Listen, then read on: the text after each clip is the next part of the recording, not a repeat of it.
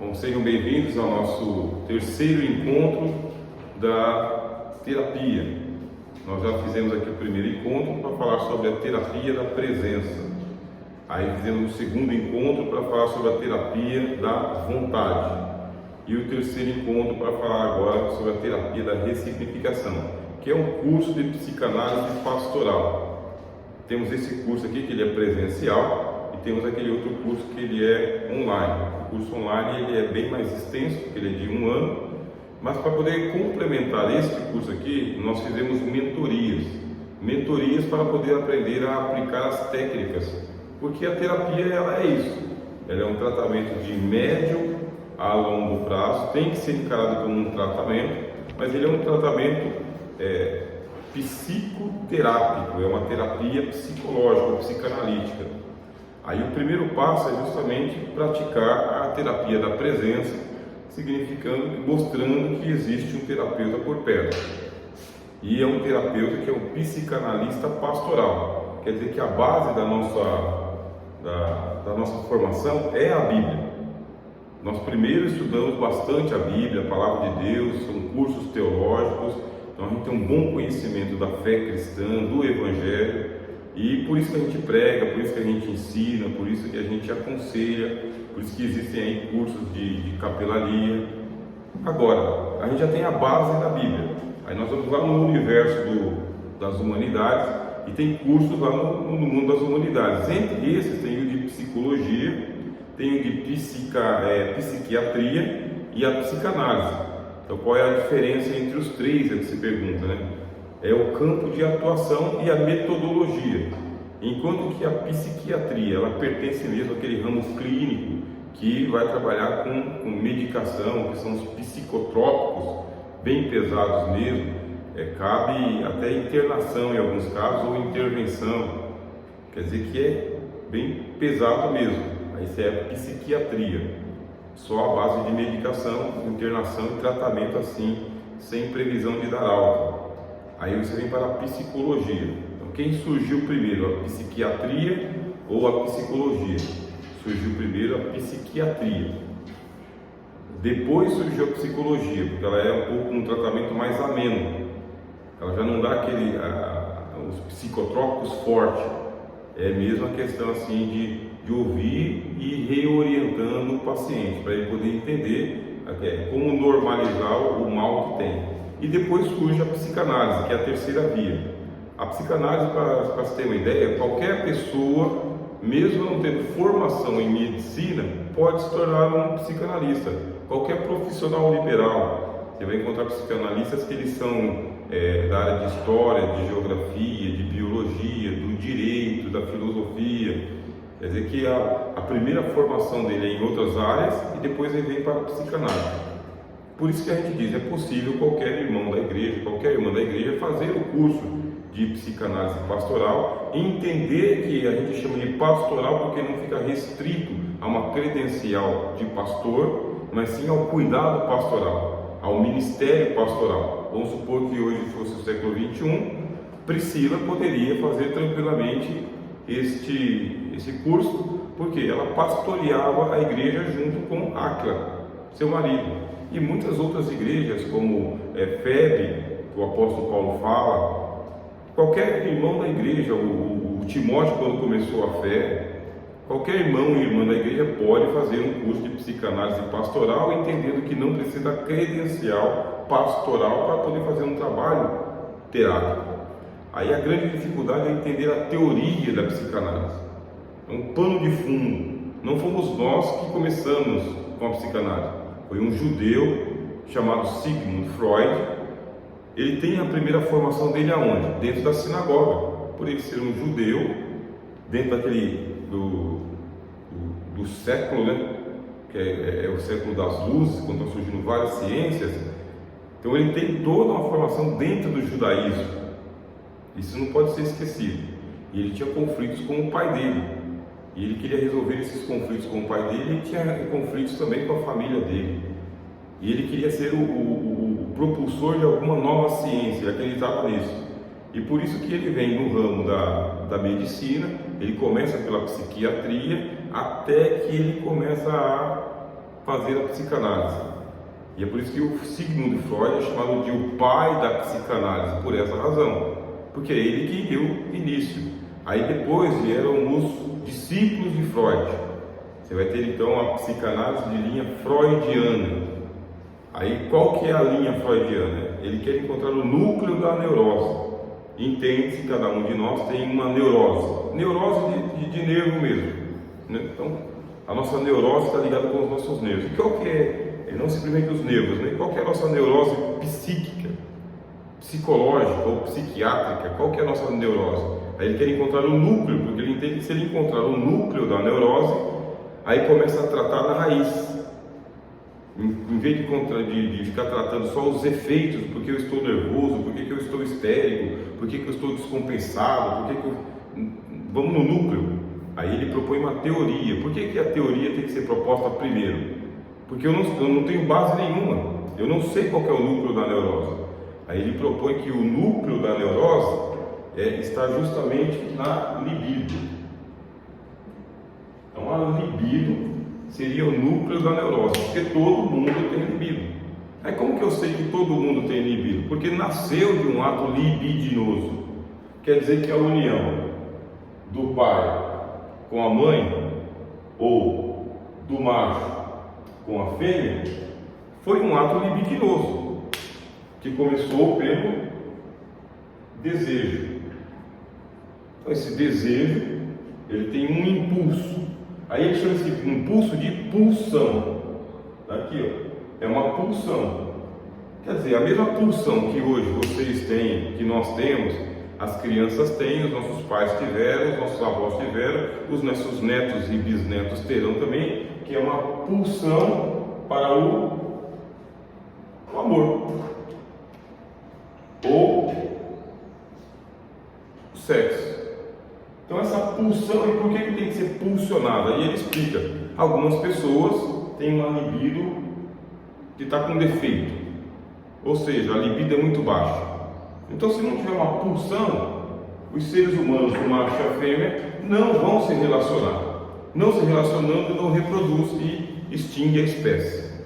Por isso, está programado para a nossa própria natureza a pulsão para buscar o cumprimento do desejo, a satisfação do desejo, sendo que a maior satisfação que nós temos seria na vida sexual, para satisfazer o que? A pulsão para o amor. Mas não tem pulsão só para o amor, tem pulsão para a vida também. Ele explica, tem uma pulsão para a vida. Todos nós queremos viver muito, viver o máximo e viver bem. E é uma pulsão também. É por isso que quando a gente adoece, a gente vai em busca da cura.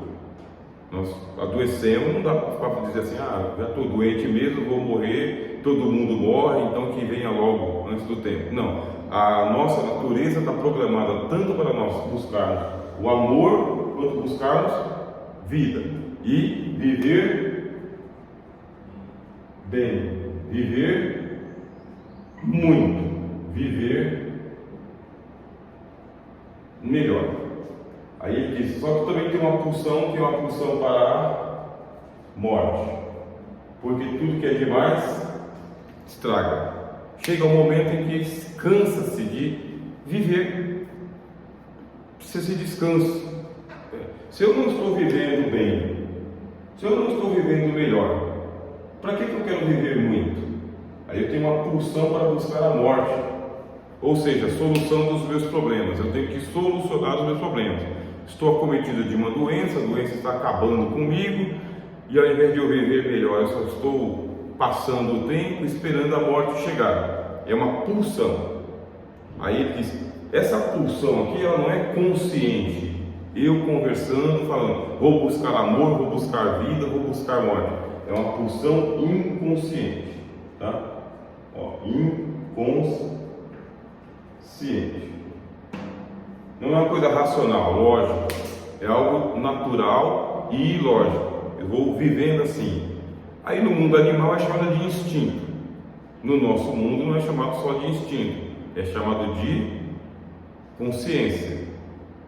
Como não tem a consciência total, tem a inconsciência. Aí Freud explica, vou dar um nome de inconsciência de id. O id é a pessoa que eu sou sem saber que eu sou. O id é o homem escondido, é a pessoa oculta, é o lado escuro da lua, sabe? É o que você não conhece, por isso que ele é inconsciente. Só que junto com o id, ou acima do id, ele diz que existe o ego. Ego é a pessoa que eu sou, que eu apresento para vocês e que eu sei que eu sou. Esse aqui é o id, o inconsciente. O ego é aquele que todo mundo pode se socializar, mas de vez em quando esse id aqui, ele quer aprontar, ele quer assumir o meu ego. O id, que eu estou escondendo, que eu nem sei que existe, eu tenho um filme que assisti com meus alunos uma vez, chamado O Dia de Fúria. Aí nesse dia de fúria, o camarada ele pega, a mulher pega e esbarra no carro dele, ele só queria uma desculpa. E ao invés da mulher dar a desculpa lá, ela não deu a desculpa, ela xingou ele. Aí foi um dia de fúria incontrolável, aí o cara passa o filme inteiro perseguindo essa mulher, e você vai assistindo com a garotada, aquela cena de pânico, assim, de suspense, né? Porque ele quer se vingar da mulher, porque ela não pediu desculpa por causa que fez uma fechada dele. Quer dizer que o id quer controlar o ego, para você se expandir cada vez mais. Aí o Freud disse o seguinte, sempre Freud, o nome dele é esse aqui, tá? Ó, Freud. Aí ele pega e fala que existe o superego. Super ego. Então esse superego, ele é o freio de mão, ele não é o freio de pé. Ele é o rap. Ele é o que grita. Ele grita com quem? Ele grita com o ego, para que o ego não deixe o id tomar conta. É ele que é o censurador. Então o superego, ele é super, ele é um ego também, mas ele é superior ao ego, porque se não fosse esse superego aqui, aí estava desenfreado. Existe uma outra linha da psicanálise que fala que além do superego existe um alter ego. Quem que é esse alter ego? Esse alter ego é o outro ego. É um que ele é superior ao superego, ele não é só um censurador, ele é a superação desse id aqui. É quando ele vem aqui e ele controla esse id. Então eu começo a fazer a mim mesmo, eu crio a mim mesmo, eu me modifico a mim mesmo, eu não fico esperando o mundo me modificar, a natureza mandar em mim, eu não sou controlado pelas pulsões. É um super-homem, sabe? É um alter ego. É alguém que está no controle da salvação do mundo. Isso aqui é a teoria freudiana. Aí tem aqueles discípulos que são freudianos e depois surgiram os dissidentes de Freud. Por que dissidentes? Porque eles começaram a dizer que não, o núcleo não é a libido, existem outros núcleos. Nem todo mundo que tem as suas neuroses é porque a libido não está satisfatória. Existem outros núcleos. Aí são os dissidentes de Freud. Então tudo isso que eu estou passando para vocês aqui é um resumo do que eu já expliquei nos cursos que são mais estendidos, mais demorados.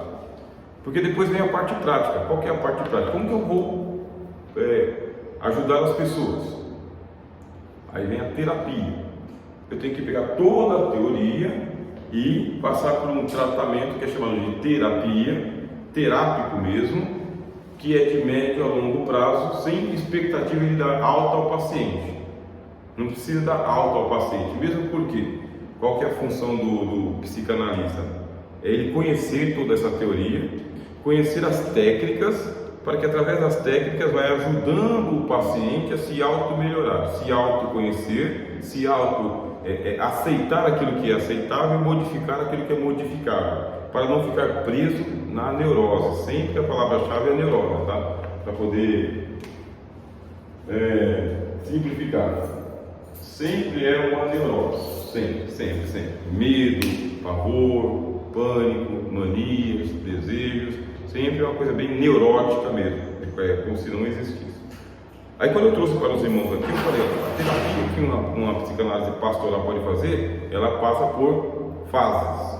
Porque se eu conseguir resolver com a primeira, eu não preciso seguir para a segunda. Mas se não resolver com a primeira, eu vou para a segunda fase. Aí da segunda, vamos para a terceira, que é essa que a gente vai ver aqui hoje.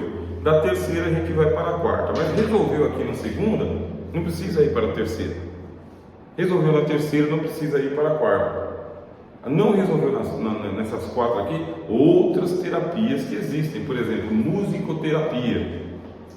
Dá para se fazer aí uma terapia à base de músicas, trocar o repertório de músicas que a pessoa usa. Cromoterapia, que é o ambiente de cores. As cores do ambiente onde a pessoa mora, onde ela vive, são cores que não respondem bem à psique dela, carrega a psique dela. Tem que fazer então a mudança das cores, das roupas, dos móveis, da casa, até do carro que usa. Para vocês terem. Aí existem outras terapias também, chamadas de terapias holísticas. Essas terapias holísticas aí, elas têm a ideia de buscar elementos da natureza. Então vamos buscar elementos como cristais, flores, fogo, melhorar o ambiente. É uma terapia holística. Nós vamos ficar por enquanto com a terapia da ressignificação. Alguma pergunta até aqui? Comentário? Qualquer comentário, a gente tem um microfonezinho aqui, tá bem? Por favor. Qual a segunda terapia mesmo? A primeira é da presença, a segunda é a terapia da vontade. Obrigado. Aí entende-se que enquanto a vontade não for atingida, a pessoa não vai melhorar. Ela pode ter uma má vontade, uma falta de vontade, uma vontade fraca. Aí a vontade a gente estudou com Schopenhauer. Schopenhauer foi o filósofo que ele falou assim: nós temos a vontade irracional e o mundo que nós vamos vivendo vai ficando de acordo com aquilo que a gente quer. Quando você vem para o Evangelho, Jesus fala disso, né? Seja feita a sua vontade. Aí fala a vontade de Deus. O apóstolo João fala: se pedir segundo a vontade de Deus, ele nos ouve. Que quereis que vos faça, né? O que quereis que os homens vos façam, façais vós primeiro. Então você tem todo um arcabouço bíblico para poder trabalhar a vontade, para dar vontade. Vontade de viver, vontade de lavar a louça, vontade de passear, vontade de descansar, porque tem gente que não tem vontade de descansar, é hiperativo. Marta, né? Porque está preocupada com tantas coisas. Jesus atinge ali. E agora a terapia da ressignificação. No texto vocês leem aí. A terapia da ressignificação é uma abordagem terapêutica voltada para ajudar indivíduos a reinterpretarem suas experiências passadas, especialmente aquelas que causaram dor ou trauma, conferindo-lhe um novo significado que fomente a cura emocional e o crescimento pessoal. Essa prática é baseada na premissa de que a maneira como as pessoas percebem e atribuem significado às suas experiências tem um impacto profundo em suas emoções, comportamentos e qualidade de vida. Quando as memórias dolorosas são transformadas em percepções mais compreensíveis e construtivas, é possível romper ciclos de sofrimento e abrir espaço para o bem-estar. Embora que na igreja a gente sempre fala para os irmãos: esqueça do passado, não traga o passado à tona, viva o presente, esquecendo para as coisas que para trás ficam, avanço as que estão adiante de mim. Essa mensagem ela alcança a grande massa, só que ela não alcança todas as pessoas. Por quê? Porque algumas pessoas têm experiências traumáticas do passado que a dor é muito profunda, e aí a memória ela vai ser ativada, quer queira, quer não, seja por uma música, seja por uma palavra, seja por um toque. Quer dizer que o passado está doente, e Deus, que tem o grande poder de curar todas as coisas, cura todas as coisas, a gente sabe disso, mas há pessoas que ainda não foram alcançadas, de tal maneira que elas guardam um ressentimento. Aí fica lá o ressentimento. Não é uma coisa que ela traz à tona o tempo todo, mas esse ressentimento é que a pessoa sente de novo, ressentimento. Ela sente de novo ao ouvir a música, ir naquela igreja, passar naquela rua, ver aquela pessoa. É um ressentimento, mesmo estando na igreja. Aí muitas das pessoas com quem a gente vamos conversar aqui: por que você se afastou da igreja? É porque essa igreja me faz lembrar disso, que me traz uma lembrança dolorosa. Ao invés de a pessoa se afastar da igreja, se ela encontra um terapeuta, justamente vamos fazer a ressignificação da música, do espaço, de todas essas coisas. A ressignificação é porque naquele momento ficou gravado no inconsciente que foi um momento doloroso, difícil, ruim. Então está no inconsciente, ela tenta superar aqui, mas só que o id não deixa superar. Aí vem o terapeuta. Por quê? Porque a prática da psicanálise é: você tem que expressar, precisa pôr para fora, dizer, você tem que se ouvir falando isso daqui. Não adianta muito falar diante do espelho, porque o espelho não lhe responde. Você fala com você mesmo, você fala com o terapeuta, porque o terapeuta tem um repertório. O repertório para poder fazer a ressignificação. Então, sem o terapeuta não tem o repertório. Esse que é o problema. E o repertório que a gente tem pessoal ele é limitado para isso. Simplesmente não consegue tratar. Aí os passos fundamentais da terapia da ressignificação.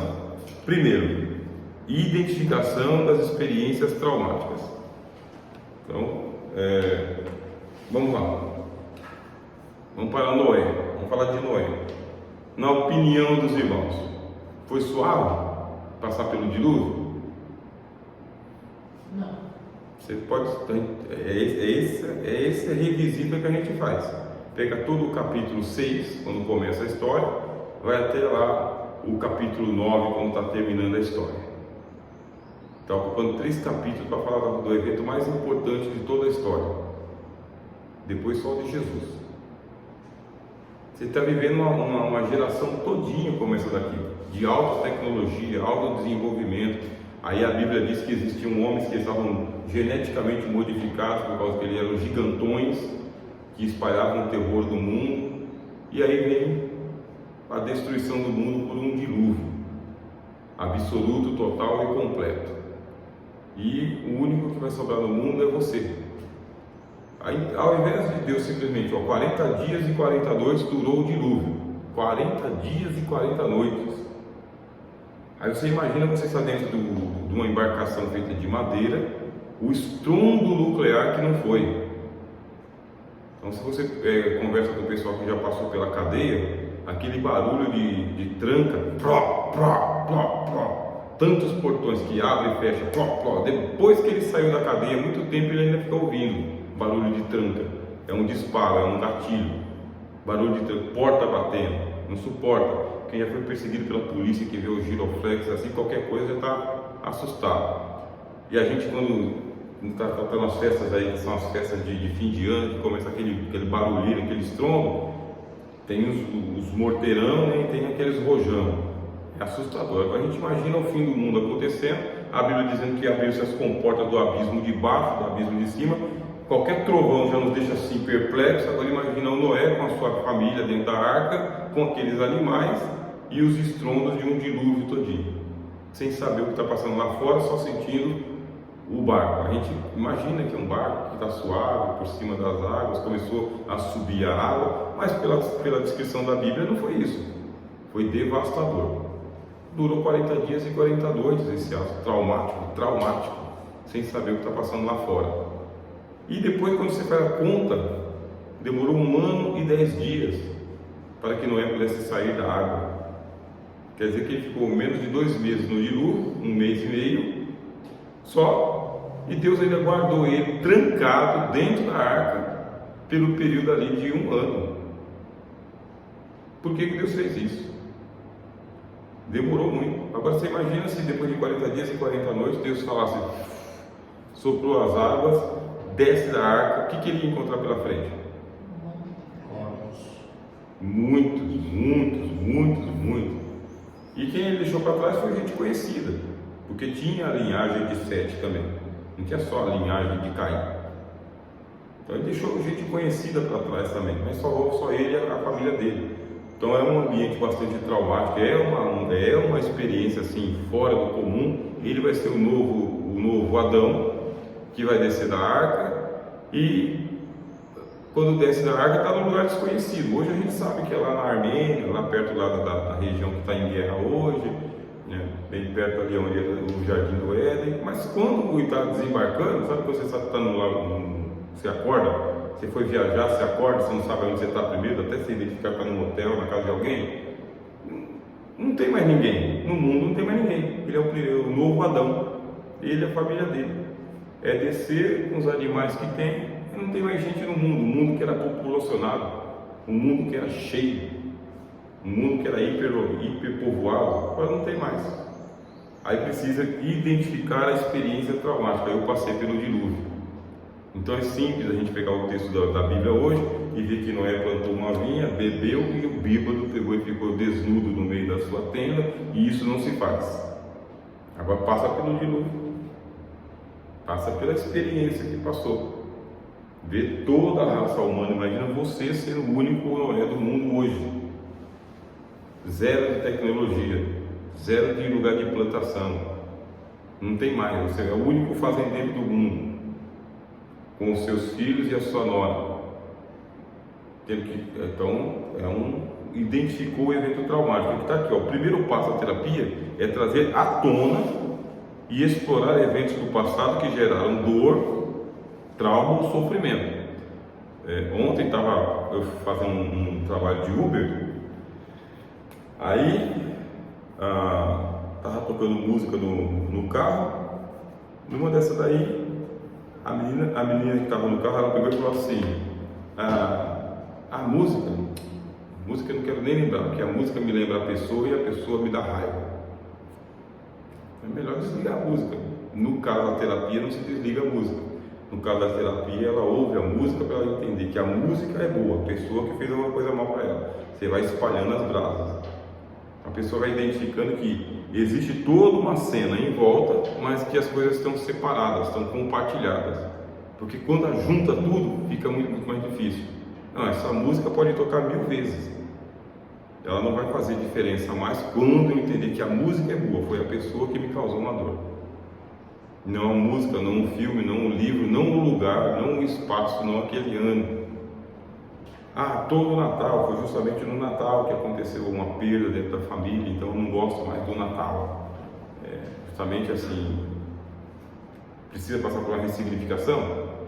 Precisa, porque todo ano vai continuar acontecendo o Natal e a família vai continuar se reunindo para o Natal, que é um dia só, e que dá para se ressignificar, dependendo do grau da dor que a pessoa passou, vai demorar um pouquinho mais ou um pouquinho menos. Esse processo é feito com empatia e respeito ao ritmo do paciente, em ritmo, garantindo um ambiente seguro para que ele possa relembrar e expressar seus sentimentos. Traumas são processados, não processados, né? Podem se manifestar em comportamentos, esse que é o problemão.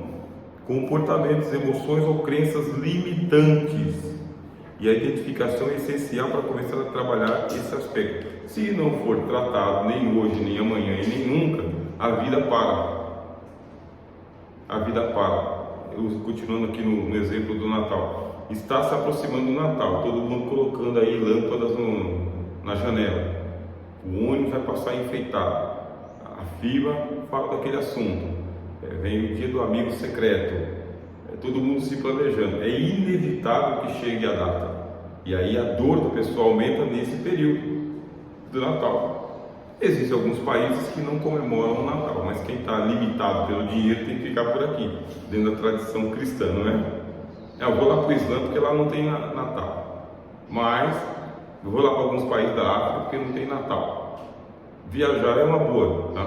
Uma boa, faz parte da terapia também. Mas aí a viagem tem que ser programada também, porque depois senão volta, né? E as contas estão lá para pagar e a dor continua. E no próximo ano vai ter o próximo Natal de novo. A melhor maneira é primeiro identificar o que foi que aconteceu. Como foi que aconteceu? Essa pergunta é simples, tá bem?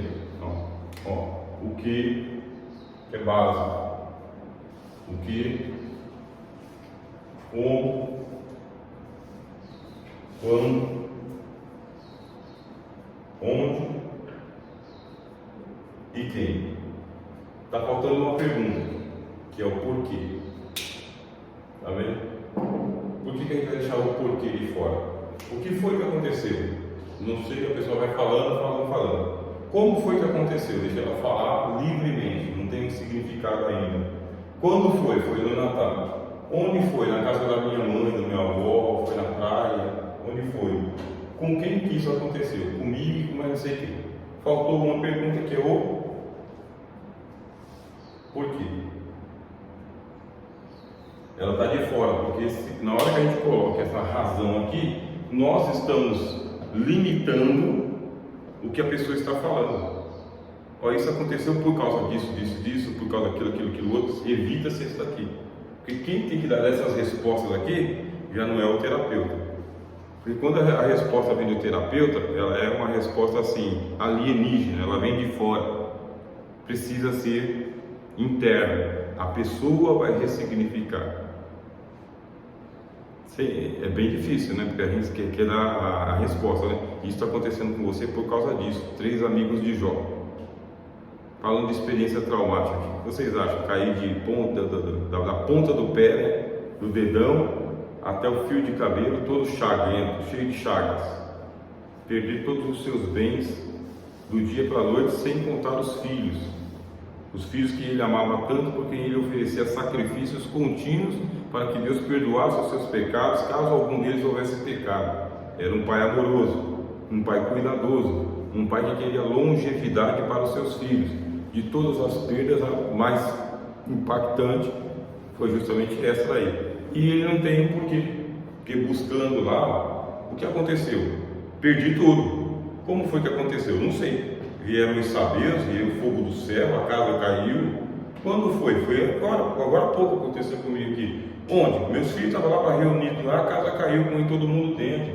Quem morreu? Morreu todo mundo.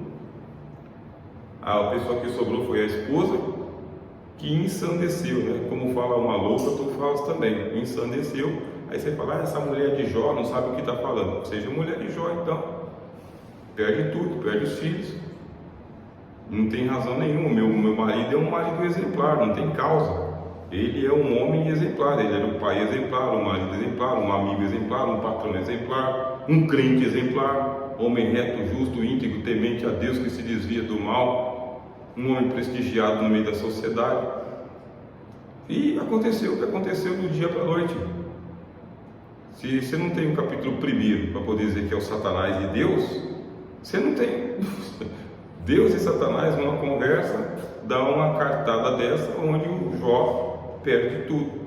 Aí precisa de ressignificação. Qual ressignificação que Noé teve? Descer da arca, tirar os bichos, fazer o altar, plantar uma vinha e acabou a história de Noé. Assim, é o básico. Não tem mais história de Noé. E ainda viveu o quê? Mais uns 300 anos depois do dilúvio. Viveu uma temporada. Eu fiz a cronologia uma vez, deu para Abraão ver Noé. Caso ele estivesse lá, eu vou lá onde que o Noé vive, ainda dava tempo de Abraão vir lá no Noé, conversar com Noé, pela cronologia bíblica. Mas sumiu da história. E como que é o livro de Jó? É o livro todo com os 3 amigos ali, dando porquê isso, porquê aquilo, e Jó ficando mais confuso, porque o porquê dos amigos é alienígena, vem de fora, não fala coisa com coisa, não cola, não combina, não gruda, não responde.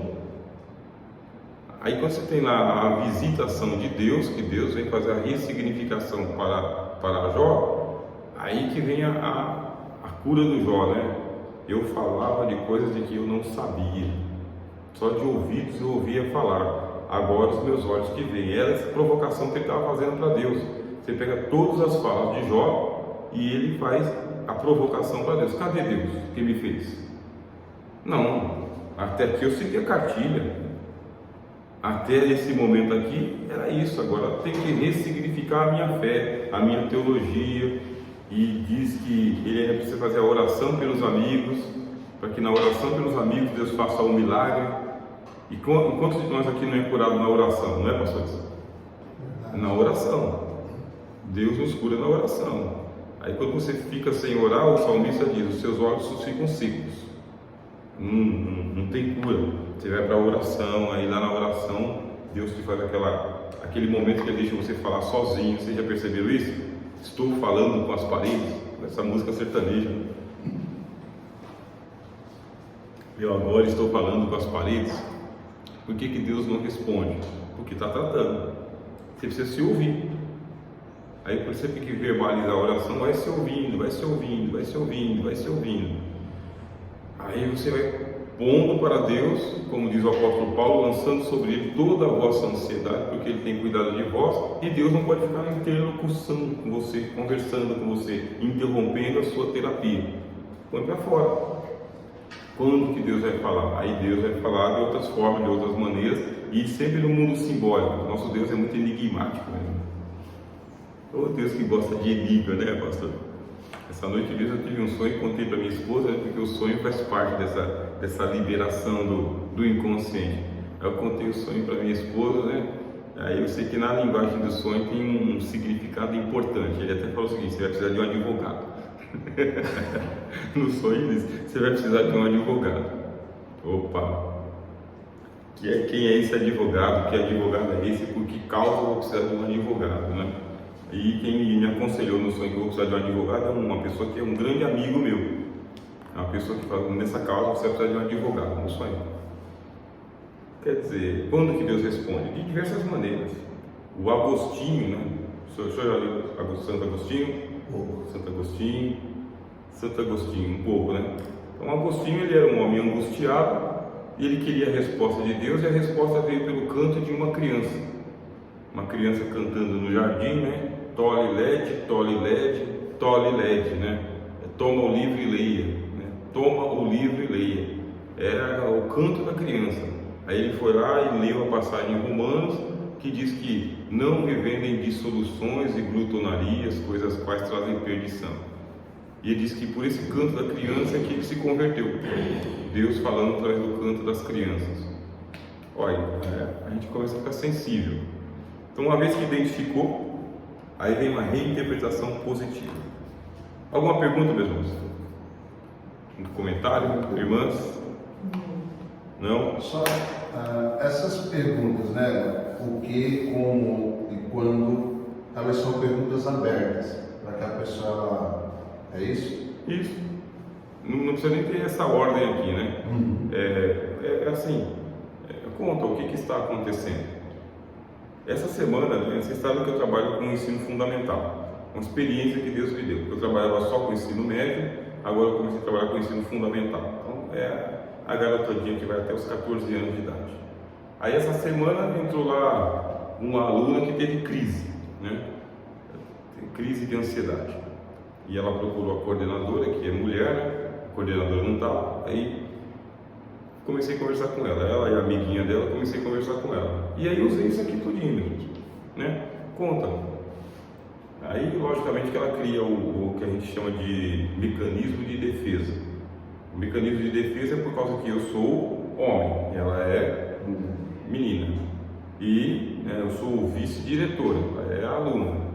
Então, o mecanismo de defesa é a desconfiança, né? Eu posso contar para ele o que vem pela frente. Vem uma censura, vem o conselho do pai, vai falar a mesma coisa que a minha mãe fala. E fui deixando ela empaticamente, né, à vontade, para ela poder dizer o que estava acontecendo. Aí ela falou sobre a mãe, e depois não era o gatilho, não foi a mãe é o pano de fundo. O gatilho era uma cena entre ela e o menino. Então, o menino que eu gosto, que não gosta de mim, mais ou menos isso. Então você já vai pescando aqui. Então eu fui fazendo as perguntas, irmão. O que, como, quando, onde. Então era em casa, não era em casa, era na escola, até dizer quem. Não precisa perguntar o nome, porque não precisa de nome, né? O nome é sempre uma fantasia. É chegar no núcleo. E o que ela queria? Queria desabafar, né? Queria desabafar. Conversamos ali, dei aquelas orientações bem psicopedagógicas para ela de vida. Terminou a semana bem, terminou o dia bem. E tem até uma outra visão de quem que é o diretor, né? Porque não é essa pessoa da autoridade máxima. Aí você tem que fazer a reinterpretação positiva. Então é isso, você faz as perguntas livremente, né? No contexto. Não precisa fazer todas as perguntas, pode fazer algumas. Aí essa daqui, que é dar a explicação do porquê que isso está acontecendo, é a própria pessoa. Aí você pode recolocar assim, por que você acha que isso acontece? Depois de tudo isso aqui, por que você acha que isso acontece? Aí se você disser, acontece porque você é assim, acontece por causa do seu quê? Aí você bloqueio. Por que você acha, né? Eu acho mesmo a palavra, tá? Aí ela coloca um achismo lá, a pessoa coloca um achismo. Reinterpretação positiva. Uma vez identificadas as experiências que precisam ser ressignificadas, quer dizer que não é o mundo todo, isso aqui é uma habilidade, não é a cena toda. O que tem que ser agora ressignificado? No caso de Noé, é a vida toda. No caso do Jó, é a vida toda. Mas no caso de muitas pessoas, não é a vida toda, é só o Natal. Então, se é só o Natal, não é o Ano Novo, é só o aniversário. Se não é só o aniversário, também não é o mês inteiro. Então, é diminuir mesmo. Então, o que precisa ser ressignificado? O próximo passo envolve um trabalho cuidadoso de reavaliação dessas memórias. O terapeuta ajuda o paciente a recontextualizar o evento, olhando para ele sob uma nova perspectiva. Aí você pega o livro do Apocalipse. Você pega o livro do Apocalipse, onde que João está? Vamos lá, me ajude. Onde João está? Na ilha de Patmos. O que é a ilha de Patmos? O que vocês sabem? Um lugar, uma ilha, um lugar assim, como é que chama? Precário. Isso. Pedregoso.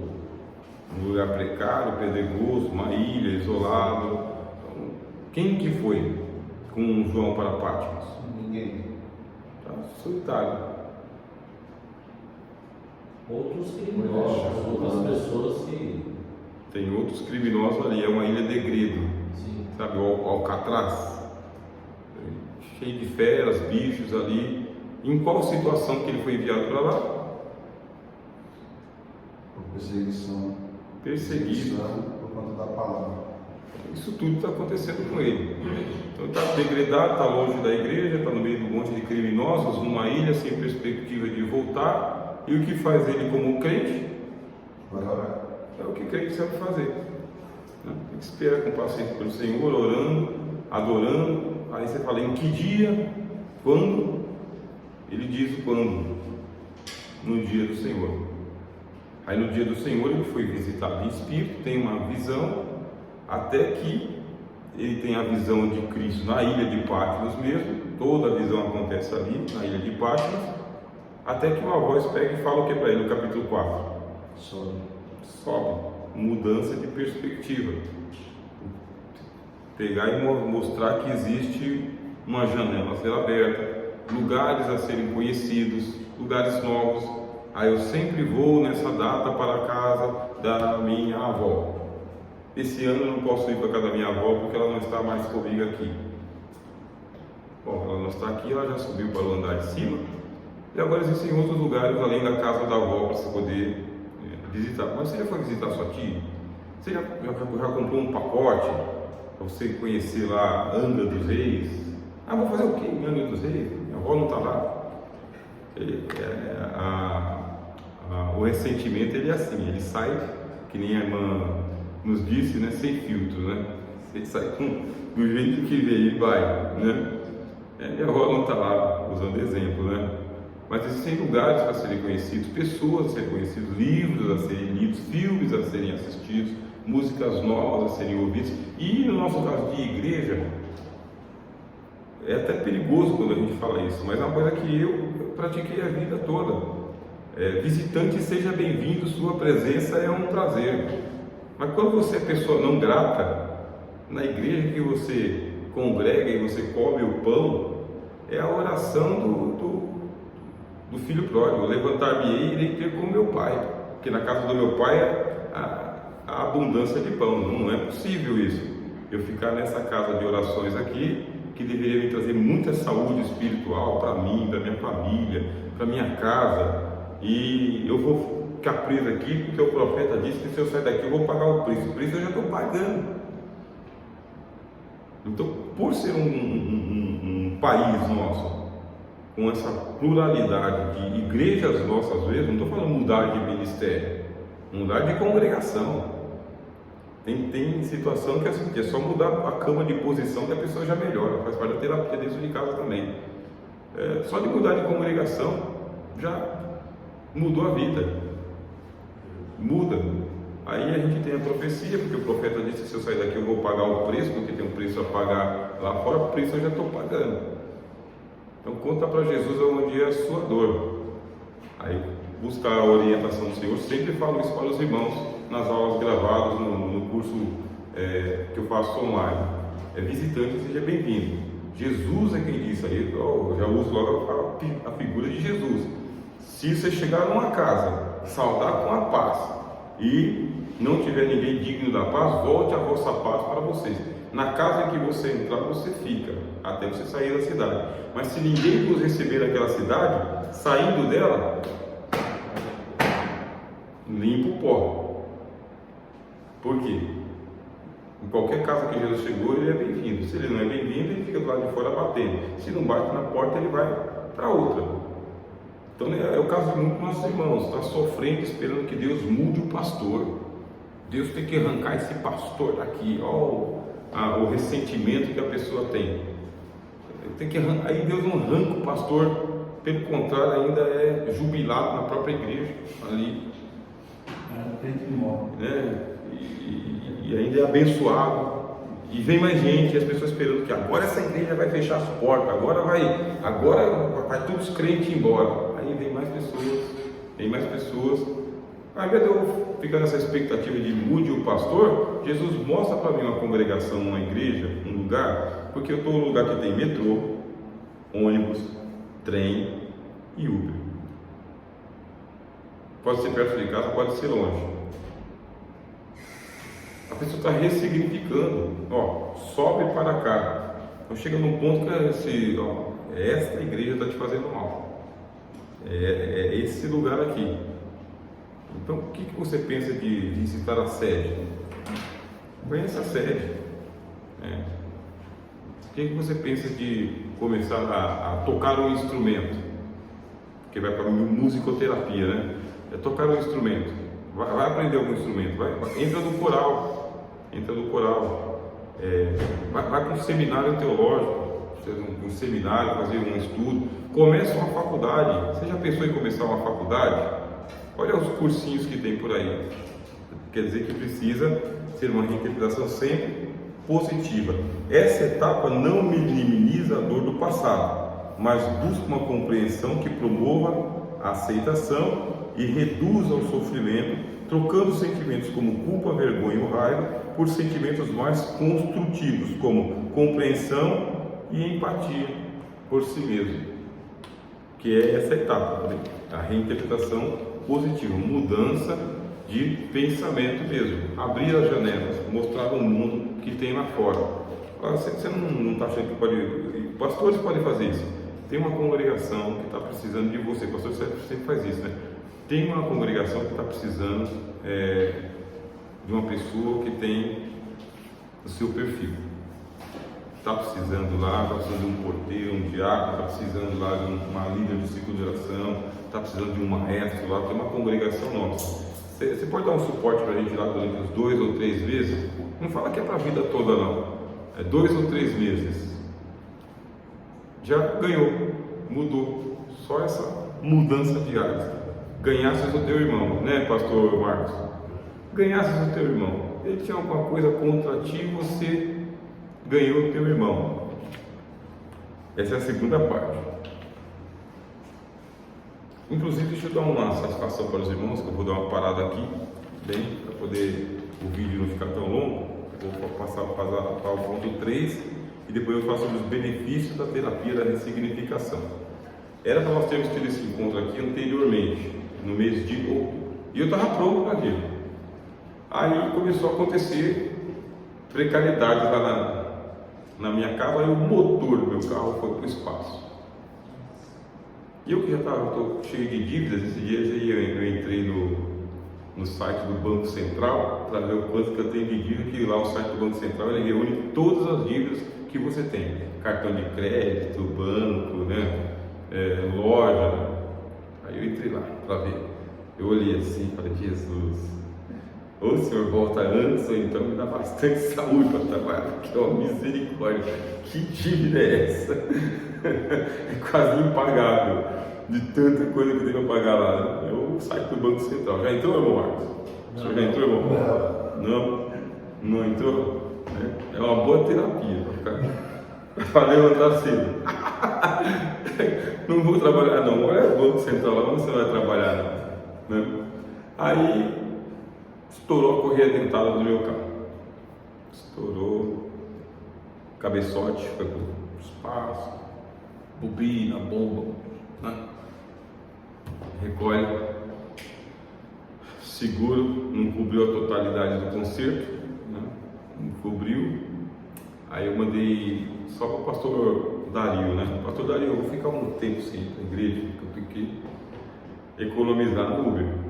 Porque nessa brincadeira aí de um mês, tendo que ir trabalhar, só de trabalhar e voltar, R$1.000 de Uber. Aí, para vir de lá da minha casa até aqui, é mais R$50 de Uber, 40 e poucos reais. Aí eu coloquei na ponta do lápis, né? Bom, são 2 cultos por semana, ida e volta, então só a ida e volta já dá aí uns R$90, se for 2 vezes por semana dá R$200, se eu for o mês inteiro vai dar aí mais R$1.000, mais os R$1.000 que eu tenho que... Essas continhas assim, né, de moedinha mesmo, R$2.000, além do conserto do carro que eu tenho que fazer, porque quando eu estou com tempo livre, a minha esposa faz Uber e eu faço Uber também. Aí a gente consegue tirar a gasolina. Então o carro parado, gastando de Uber, vindo para a igreja, falei, Jesus, eu vou cultuar aqui em casa mesmo. Vou adorar a Deus aqui em casa, tem a igreja aqui perto de casa. Eu mandei recado para o pastor Dario, falei que eu estaria um tempo ausente do culto para poder economizar esse dinheiro aí, né? Ah, mas você está economizando para Jesus, né? Vai lá, gasta com Jesus, lá que Jesus te dá de volta. Eu também creio. Também creio assim que pode acontecer, mas é uma medida que a gente tomou. Por isso que eu não marquei aqui a nossa aula para acontecer no mês passado. Justamente por isso que eu estava perguntando para Jesus por que ele deixou acontecer isso, justamente agora que eu estou super endividado. Perguntando para Jesus, você não pergunta para Jesus, né? Por quê? Até esse dia eu estava conversando com meu filho aí, ele falou, pai, está acontecendo tanta coisa, eu preciso conversar com o senhor. Aí a gente saiu para conversar de tanta coisa que está acontecendo na vida de um adolescente, né? Então, por isso que a gente não teve, eu marquei para hoje, né? Marquei para hoje, até nós temos que ter nosso 4º encontro, mas queria aqui conversar com os irmãos para a gente poder fazer o ano que vem, né? Não sobrecarregar o mês de dezembro, nós fazemos o ano que vem, e aí a gente faz o 4º encontro mais tranquilo, ver os irmãos que vêm, a gente dá a certificação para os irmãos. Tudo bem? Tá bom? A gente tem esse hábito, né, professor, de ficar, eu até notei aqui, que a gente fica sempre perguntando o porquê que isso foi acontecer comigo. Com tanta gente para acontecer, por que foi acontecer comigo? Só Deus e seus mistérios, né? E por que livrou a minha irmã e não me livrou da mesma coisa? Entendeu? A gente pergunta. Aí, nesse meio tempo, meu filho foi atropelado de bicicleta, estava andando de bicicleta, o motoqueiro foi e pá, pegou ele. Aí meu filho pegou a bicicleta, saiu para andar sem falar comigo, para onde ele estava indo com a bicicleta, que eu já tinha dito para ele, ó, bicicleta só por aqui, tomar coisa de pai, né? Cuidado com o carro, cuidado com o ônibus, cuidado, você aqui já morreu de bicicleta, não sei o quê. Não falou nada, pegou a bicicleta e saiu.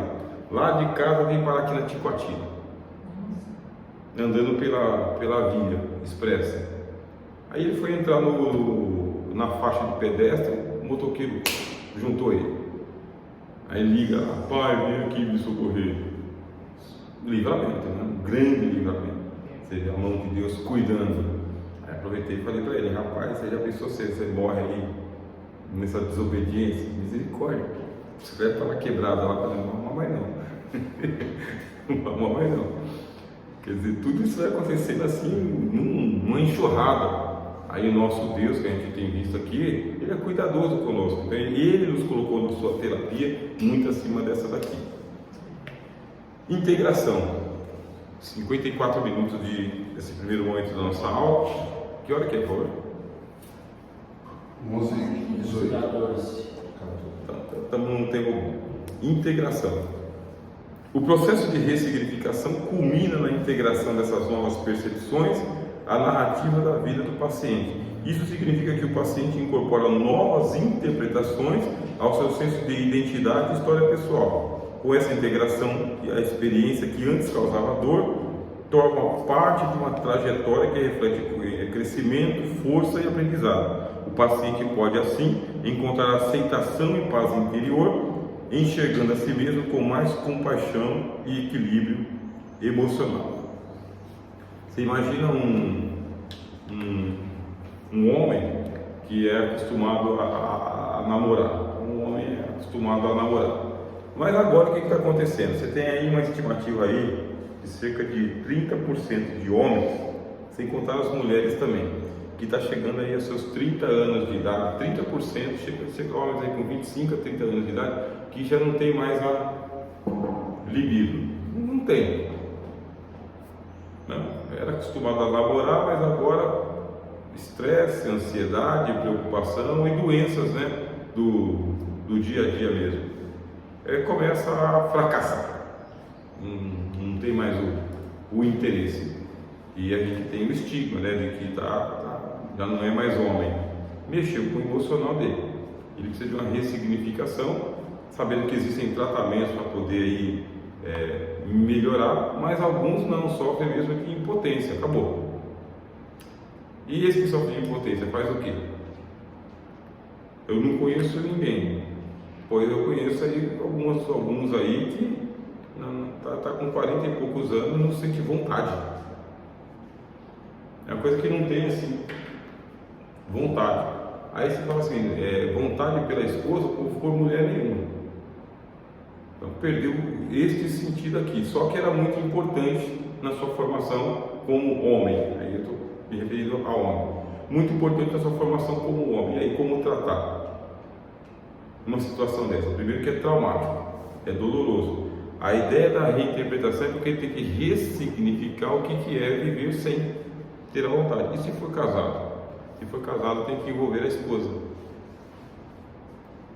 Porque aí tem que fazer tanto com ele, quanto fazer com ela também, para dar uma ressignificação a essa vida sem a libido, sem o relacionamento íntimo. Tem que canalizar para outro canto. Mulheres que não aceitam, põem fim ao casamento. Tá? Põe fim ao casamento. E homens assim que não aceitam também, põem fim à vida. Por causa que é muito importante. Põe fim à vida. Tem uns pensamentos recorrentes aí que é de terminar a vida mesmo, acabar com esse sofrimento logo. E pode se deparar, aí um terapeuta pastoral pode se deparar com este caso aqui. Irmão, eu estou vindo para a igreja, mas o que está acontecendo comigo é isso. E agora? O que eu faço? Estou pensando aí em tirar a vida, acabar com ela, porque não tem sentido e não tem solução. Já procurei psicólogo, já procurei urologista, já procurei Deus e a libido já foi.